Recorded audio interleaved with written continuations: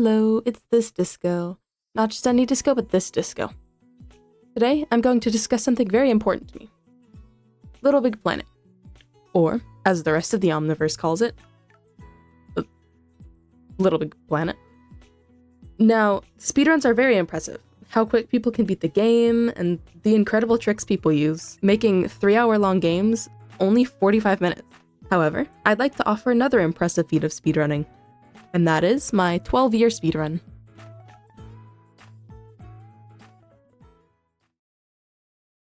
Now, before I get into said speedrun, there's a couple things to cover. The first is how I came to own and play LittleBigPlanet and what it means to me. The same year LittleBigPlanet was released, my grandparents bought my dad, Cisco, LittleBigPlanet. When I was old enough, I started playing it too. Cisco, my sister and I, we would play it together for hours. My sister and I would play it throughout the day, imagining so many different stories, and we ran from level to level. Whenever one of our friends came over, same thing. I'd introduce them to a game called LittleBigPlanet. It was never tiring. I'd play it for hours with my friend, and the next time they came over, hours more. So much time poured into this game. My cousins at the time lived like 5 minutes away from us, and we'd get together a couple times a week and play LittleBigPlanet and Minecraft. Family get together at our house? LittleBigPlanet. Friend hanging out? LittleBigPlanet. Family game night? Early mornings? Any time of the day, whatever was going on, LittleBigPlanet was a staple of the games we played. Among the levels we loved was the Introduction, Meerkat Kingdom, Endurance Dojo, and the Mines. Until the Giant Boulder, of course. I can't forget the community levels too. Now, as a kid, I remember being very cautious about what I messed with and what I knew in games. But one day, I was feeling daring and went to explore other options. And that's how I found the community levels. As interesting as the story levels were, community levels opened up a whole other world. Shark and tsunami survivals, Bora Bora Island, Little Big breakfast, lunch, and dinner, McDonald's. I'll just be over all those others, there's two I want to bring up. Bomb survivals and cat races. Bomb survivals, the staple of every gameplay. My sister and I would spend hours on bomb survivals, random terrain, epic nuke bomb survival, and the Angry Birds bomb survival, specifically Latin Players 10s. We weren't on the internet, so we had no idea the storm that this player caused. A fun game is a fun game. Bomb survivals was the only thing, aside from a couple story levels, that I'd play on LittleBigPlanet with my friends or my cousins. My sister and I spent hours on them. Cat races was something I did with my sister and dad, shortly before we all stopped playing. A very simple game that caused a tidal wave of tear-streaming laughter. 3 levels, 3 cats on each level, a race to the end. But the cats were so unpredictable, much like the rest of the game. Another fun thing to do in LittleBigPlanet is character, or Sackboy, creation. You can randomize your character, or choose whatever you so wish your sack person to look like. I switched between a lot of different ones, until I came upon this sack person, which eventually became my iconic sack person. Coffee Donuts. My sister was Bridie, and my dad was one I can't remember anymore. The 3 of us, in our fun costumes, would play level after level until we came upon this specific level. The one level we really struggled with a lot. It's how this iconic quote was created, yelled out of frustration. Frustrated as we were, it was a memory we still think about and quote that every so often still. But with all things, it came to an end. Minecraft. It was bought for us to play on the PS3 and abruptly ended most time spent on LittleBigPlanet. We never branched out into community levels, never tried to make our own. We would still play LittleBigPlanet every so often, but Minecraft definitely became the bigger focus. Of course, something that did spark a little bit of inspiration to play LittleBigPlanet again was the Minecraft LittleBigPlanet texture pack. We never bought it, but we did play the sample world, which was a recreation of one level from each of the original LittleBigPlanet worlds.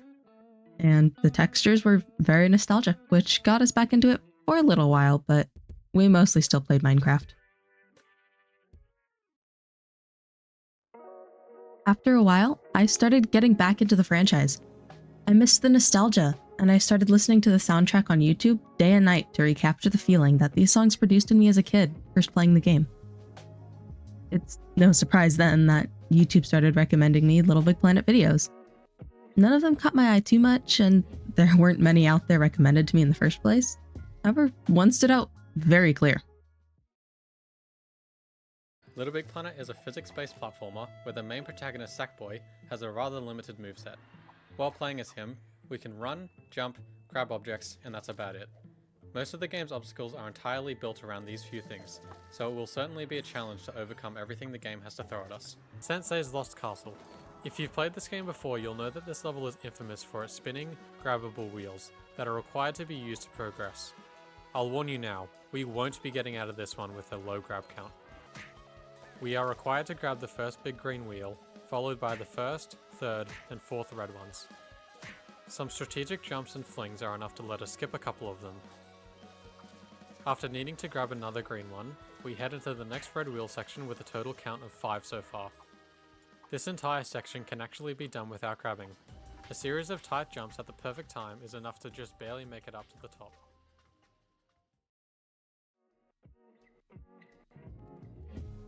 I started watching this video because, of course, having played the game myself, I was convinced this was some sort of hack. I had never even beaten the game. I knew these levels were super difficult, even just trying to ace. However, as I watched this beautifully orchestrated Australian symphony, a new world of LittleBigPlanet mastery unfolded before my eyes. This game that I had loved but also struggled playing for so long had suddenly looked like children's play. After that video, I watched another and another. I found another speedrunner's video and watched some of those. Eventually decided that I wanted to join this community. I wanted to do what I had watched for a couple weeks and be involved. So, I found the link to the speedrun website in one of Taz's videos, found the Discord invite. I debated joining because, like a lot of people, there's always that anxiety about what the turnout would be.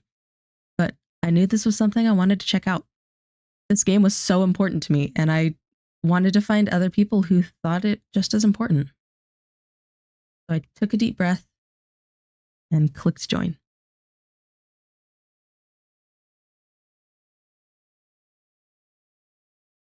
And here it is, the main part of the story, my 12-year speedrun. So I had joined the community. I had the PS3 and the game, but what was missing? A way to record it. I needed a way to record it. And here lies months of troubleshooting and spending a lot of money on wires, capture cards, etc. But I had the capture card, right? So problem solved. Not quite. The thing with old consoles is they have this thing on them called HDCP, which stands for High Bandwidth Digital Content Protection. It is a way to protect those old consoles from being recorded illegally. This was done by Sony because the PS3 was able to play Blu-ray, DVD, movies, all that sorts of things, and they didn't want people to pirate them. Unlike most of the newer systems, where you can disable this HDCP option, on the older consoles you couldn't. And that was where my issue was. What I needed was a splitter. And unfortunately, as I learned, I needed a good one. So a splitter normally for consoles, you would plug it in HDMI console to TV, and that's how you would play on your one screen. But the splitter, what the splitter does is it splits it into two screens. So it goes HDMI cord console to the splitter, and the splitter puts two different HDMI cords, one that went into my capture card and the other that went into my monitor. Finally, I was able to record it. Months went by. But while I was waiting for things to ship and all the troubleshooting, of course, I had joined a VC with people in the speedrunning Discord who were playing, and I wanted to play with them. So, like most of the people back when LittleBigPlanet first came out, who didn't exactly have the money to spend on capture cards and splitters and things, I pointed my webcam at my monitor, and that was how I played and showed them.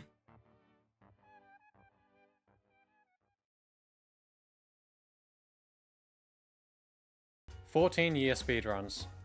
With the first LittleBigPlanet releasing in 2008, there's an idea that those who began playing it then, but never actually completed it, are to this day, still on the journey of completing a speedrun for the game, which at this point, has been going for 14 years long so far. All this is though is just a silly idea for a joke, and it's likely that nobody in this situation is going to return to knowingly complete their several year long speedrun.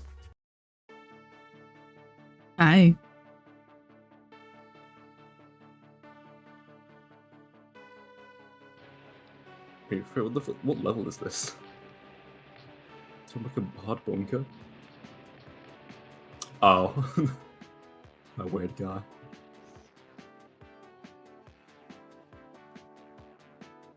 This looks impossible.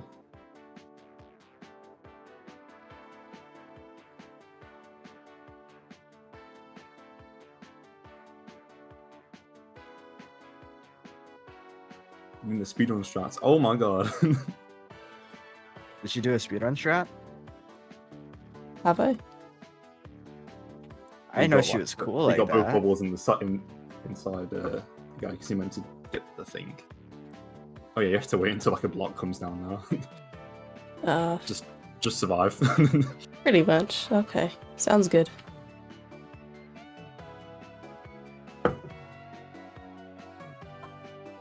Ooh, block. Hello, sir. Oh damn. Oh, okay. We're good. Easy. It's my block now. Okay. Oh. There we go. Nah.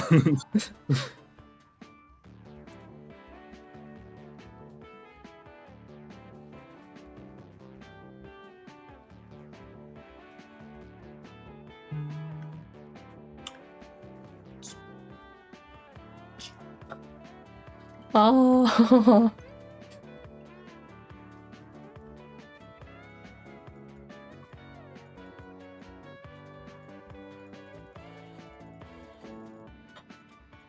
No.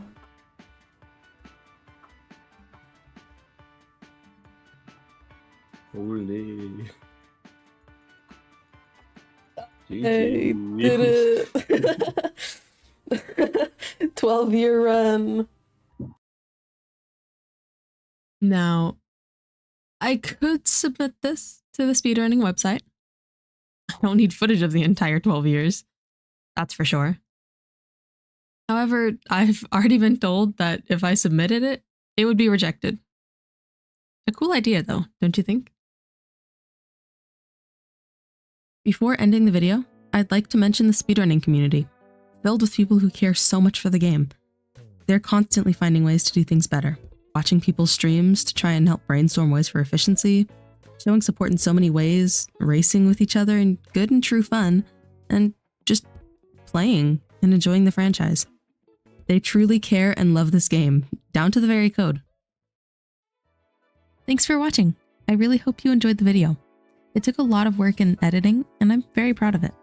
I'd like to say a huge thank you to Tasryse, RbdJellyfish, BlazingVictini, and Ayee, who are some of the people who helped me realize this video.